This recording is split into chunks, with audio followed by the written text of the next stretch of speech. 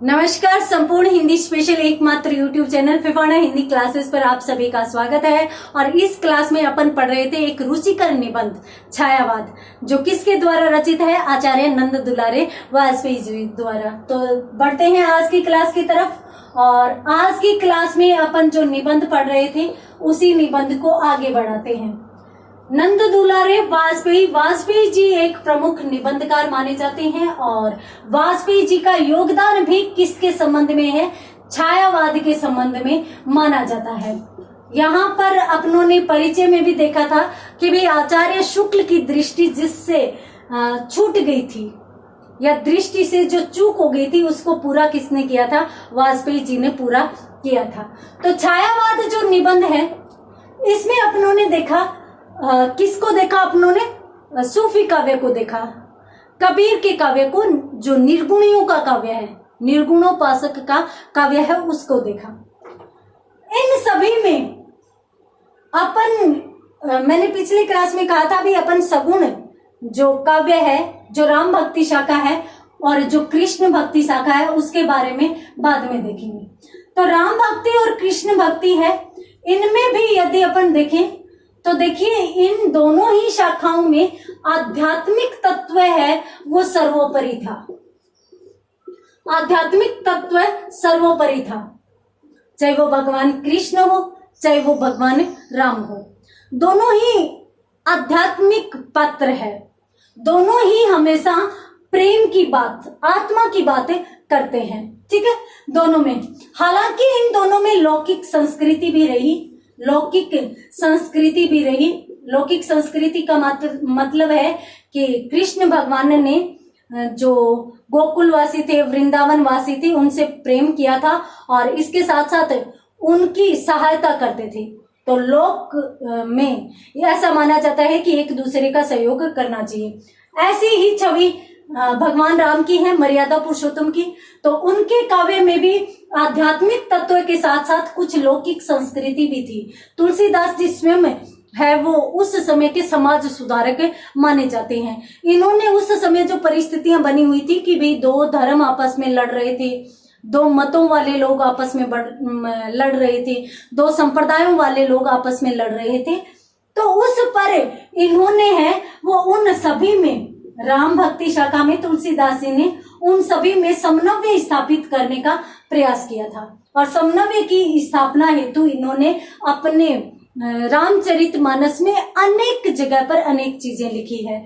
साथ साथ इन्होंने जाति पाति का भेद है वो नष्ट करने के लिए भी बहुत से पद रचे हैं। जाति पाति आप एक छोटे से उदाहरण से समझ सकते हो। भगवान श्री राम कहाँ सूर्यवंशी और कहाँ शबरी के हाथ के बैर, जो भेलनी थी उसके हाथ के बैर खा रहे हैं, वो भी बड़े प्रेम से। तो भगवान राम यदि किसी निम्न जाति का, लोग जिसे मानते हैं, उस निम्न जाति के व्यक्ति के हाथ से जब बैर खा सकते हैं तो वो व्यक्ति निम्न कैसे हुआ? भगवान राम यही संदेश देना चाहते हैं, भाई जाति के आधार पर कोई भी बड़ा या छोटा नहीं हो सकता। तो ये किसने कहा है? ये तुलसीदास जी ने कहा है। और किसके माध्यम से कहलाया? भगवान श्री राम के माध्यम से कहलाया, ताकि भगवान श्री राम को मानने वाले जाति पाति का भेदभाव रखना बंद कर दें। और ये बात कबीरदास जी ने, निर्गुण वालों ने भी कही है। कबीरदास जी भी जाति पाति या ऊंच नीच के भेदभाव को नहीं स्वीकार करते थे, तो उन्होंने भी जाति पाति का भेद खत्म करने के लिए बात कही है। लौकिक संस्कृति सब में थी। जायसी ने भी लौकिक संस्कृति के पात्रों को लिया है, रतन सेन और पद्मावती को लेकर अपना पूरा का पूरा पद्मावत रच डाला था। तो कुछ मात्रा में लौकिक संस्कृति थी, परंतु इनका मूल क्या था? मूल आध्यात्मिक तत्व ही था। या फिर अपन यूं कहे कि इन्होंने जो भी लिखा वो सब का सब अध्यात्म के घेरे पर भी घिरा हुआ था। इसमें दार्शनिक विचार थे। दार्शनिक विचार का मतलब है कि धर्म से संबंधित, दर्शन से संबंधित विचार इनमें अभिव्यक्त किए गए थे। तो कोई भी साहित्य ले लीजिए, निर्गुण साहित्य में चाहे कबीरवादियों का ले लीजिए, चाहे जायसीवादियों का ले लीजिए, चाहे राम भक्ति शाखा में भगवान श्री राम के भक्त तुलसी को ले लीजिए, चाहे सूर्य को ले लीजिए, सब में जिस तत्व की प्रधानता थी वो कौन सा तत्व माना जाता है? अध्यात्म तत्व माना जाता है। इनके सहायक अन्य तत्व है। इन्होंने संस्कृति को भी शामिल किया है, लोक को भी शामिल किया है, अनेक चीजों को शामिल किया है, परंतु मूल ये था। तो हमें इसकी समीक्षा कैसे करनी चाहिए? हमें इसकी आलोचना कैसे करनी चाहिए? किस आधार पर करनी चाहिए? क्या हम इन सभी जो काव्य धाराएं हैं, राम भक्ति शाखा, कृष्ण भक्ति शाखा, ज्ञानाश्री शाखा, प्रेमाश्री शाखा, क्या हम इन सभी काव्य धाराओं की समीक्षा, सभी काव्य धाराओं की समीक्षा क्या आध्यात्मिक आधार पर करें? और यदि अपन आध्यात्मिक आधार पर इसकी समीक्षा करते हैं तो क्या ये सही माना जाएगा? तो यहाँ पर नंद दुलारे वाजपेयी जी कहते हैं कि भाई आध्यात्मिक तत्व सर्वोपरि था, परंतु फिर भी ये जो चीजें हैं इनको भी देखना चाहिए, परखना चाहिए। तो नंद दुलारे वाजपेयी है वो उसको देखते भी हैं, परखते भी हैं, उसके संबंध में विचार भी करते हैं, उसकी दार्शनिक व्याख्या भी करते हैं, और फिर भी क्या पाते हैं कि भाई इनका आधार सब चीजों का मूल अध्यात्म है। तो हम इसको नहीं छोड़ सकते, तो हम छोड़ इसको भी नहीं सकते। हमें सब चीजों को साथ में लेकर चलना पड़ेगा। यदि हम सब चीजों को साथ में लेकर चलते हैं तो इस सभी काव्य की या इस पूर्ण काव्य की विशेषता क्या हो सकती है? क्या इसका मुख्य अंश माना जा सकता है, या अपन इनको किस आधार पर विश्लेषित कर सकते हैं? अब प्रश्न ये उठ जाता है।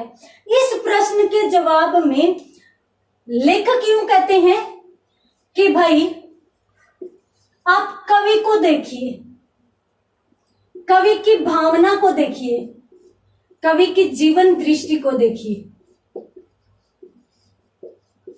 और ये देखिए कि भाई कवि ने जब रचना की थी तो उसकी मानसिकता क्या थी, उसने किस मानसिकता से प्रयास किया था, उसके आधार पर उसके काव्य का विश्लेषण किया जाना चाहिए, उसके आधार पर उसके काव्य को तोला जाना चाहिए।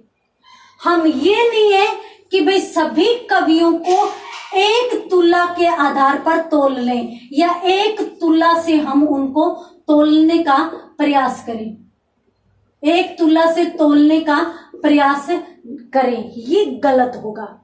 ये किसी भी कवि के लिए अन्याय हो सकता है। क्यों? क्योंकि अब मान लीजिए कि अपन यूं कहते हैं भी कबीर ने भी जाति पाति का विरोध किया है तो तुलसीदास जी ने भी विरोध किया है। बिल्कुल नहीं, दोनों में अंतर है। कबीर दास जी ने जाति पाति का विरोध किया है,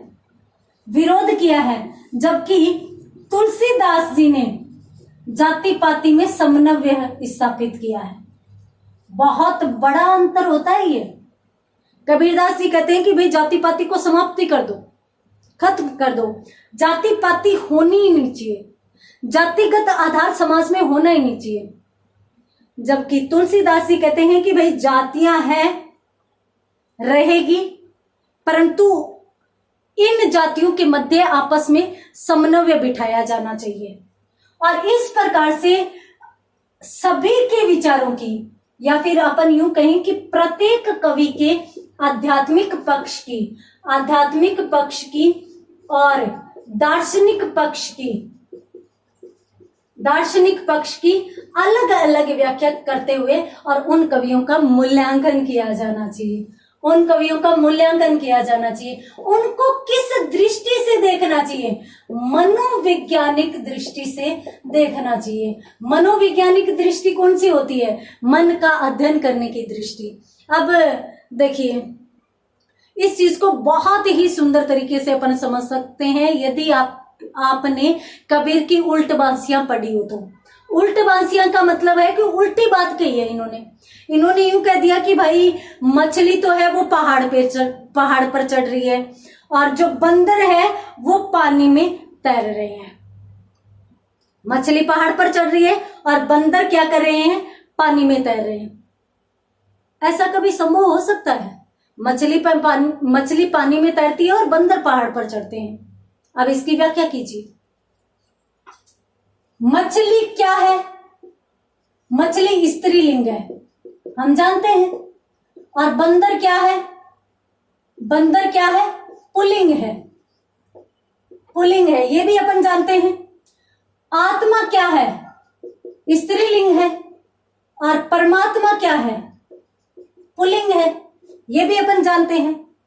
तो इसका मतलब ये तो नहीं ना कि सच वाली मछली ही पहाड़ पर चढ़ रही है और बंदर है वो पानी में तैर रहे हैं। इसका मतलब ये है कि भाई योग साधना जब करते हैं साधक, तो उस समय वो नाभि में ध्यान लगाते हैं और धीरे धीरे हमारी आत्मा है वो यहाँ पर आती है। जैसे यहाँ पर आती है हमें ज्ञान की प्राप्ति हो जाती है, परमात्मा तत्व की प्राप्ति हो जाती है। तो हमारी आत्मा जो स्त्रीलिंग है वो ऊपर आती है। तो आत्मा को क्या बता दिया इन्होंने? मछली, कि मछली रूपी आत्मा तो है वो पहाड़ पर चढ़ रही है, यानी वो ऊपर आती है। और बंदर पानी में तैर रहे हैं। जैसे ही मछली रूपी आत्मा यहाँ पर आ जाती है, मनुष्य को ज्ञान की प्राप्ति हो जाती है, तो हमारी सारी की सारी सांसारिक बाधाएं हैं, हमारी विसंगतियां हैं, हमारी जो कुरीतियां हैं, हमारे अंदर जो विभिन्न प्रकार के भाव है, माया मोह के भाव है, वो सारे के सारे हमसे दूर भाग जाते हैं, पानी में बह जाते हैं, नष्ट हो जाते हैं। तो ये मतलब है। अर्थात हमें प्रत्येक कवि, अब किसी भी कवि को अपन अपनी नजर से देखें तो हो सकता है हम उस कवि को गलत साबित कर दें, लेकिन हमें अपनी नजर से या एक नजर से सबको नहीं देखना है। हमें प्रत्येक कवि की उसकी मानसिकता के आधार पर उसका परख करना है, उसको मनोवैज्ञानिक वातावरण पर खरा उतार रहा है। अगर मनोवैज्ञानिक दृष्टि से वो लेखक सफल होता है तो उसका काव्य भी सफल माना जाएगा। यहां पर लेखक इन विषयों पर विचार करता हुआ नंद दुलारे वाजपेयी है, वो भक्ति साहित्य के संबंध में विभिन्न बातों पर विचार करते हुए यूं कहते हैं कि भाई इनकी पुनः समीक्षा होनी चाहिए। और पुनः समीक्षा किस आधार पर होनी चाहिए? मनोवैज्ञानिक दृष्टि के आधार पर। ये फिर यूं कहते हैं कि जो संपूर्ण मध्यकालीन काव्य है, जो पूरा का पूरा मध्यकालीन काव्य है, वो मध्यकालीन काव्य वो किससे संबंधित है? आध्यात्मिकता से, या उसका मूल अपन देख ही चुके कि आध्यात्मिक है। तो क्या हम इसको वाद मान लें कि भी इस प्रकार के मतवाद से कि हम है वो भक्तिकालीन, मध्यकालीन काव्य का मतलब होता है भक्ति साहित्य। वैसे मध्यकालीन काव्य में अपन यदि देखें तो रीतिकाल और भक्तिकाल दोनों आते हैं, परंतु यहाँ पर मतलब सिर्फ और सिर्फ भक्तिकाल से।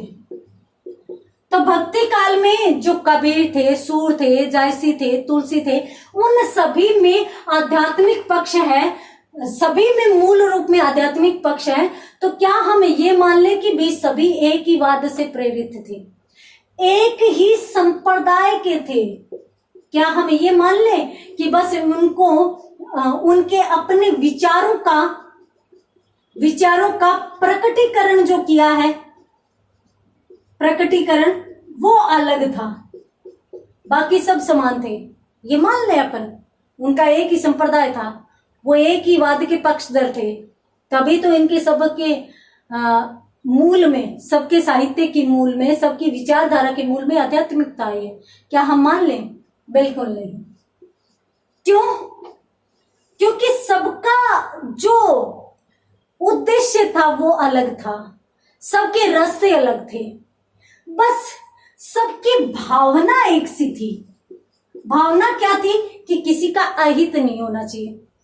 तो यदि अपन चाहते हैं कि भाई किसी का अहित नहीं होना चाहिए, तो इससे संबंधित हम लक्ष्य भी अलग बना लेते हैं, रास्ते भी अलग बना लेते हैं, तो फिर हम एक कैसे हो सकते हैं? उनको तो अलग ही अलग। हाँ, अलौकिक दृष्टि और लौकिक दृष्टि जो है वो सब में समान थी। अलौकिक और लौकिक दृष्टि। इसीलिए तो ये भ्रांति उत्पन्न हुई कि भाई आध्यात्मिकता एक सी है, अलौकिक और लौकिक बातें एक जैसी है, तो हम इनको एक ही संप्रदाय से संबंधित मान लें, बल्कि ये सही नहीं है। भक्ति साहित्य में यदि अपन देखें तो जो कबीर है वो अपने अलग विचार लेकर आते हैं, तुलसी अलग विचार लेकर आते हैं, जयसी का अपना अलग है, और उन सब की भावना बस मूल रूप में एक थी, परंतु ये किसी वाद या संप्रदाय से प्रेरित नहीं थे। ये लांछन या ये चीज इनके लिए नहीं कही जानी चाहिए। तो आज की क्लास में अपन देखेंगे इतना ही। हालांकि निबंध में और भी अधिक रुचिकर बातें हैं, परंतु देखेंगे अगली क्लास में। तब तक के लिए धन्यवाद।